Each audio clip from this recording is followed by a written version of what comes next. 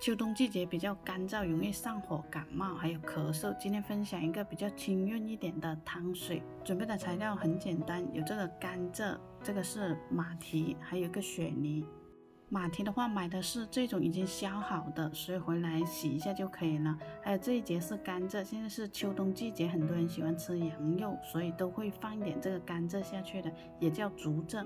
还有这个雪泥的话，用一勺盐给它搓洗干净，搓洗干净之后，这个皮就不削了。甘蔗的话，把它破开切成这个段就可以了。还有马蹄，用刀给它拍碎。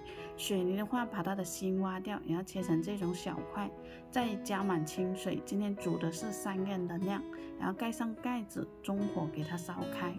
烧开之后，给它转成中小火煲，大概25分钟。煲好之后，什么东西都不用加，不用加糖，它的味道已经很甜了。今天的视频也分享到这里，喜欢我的视频可以点赞加关注哦，我们下期见。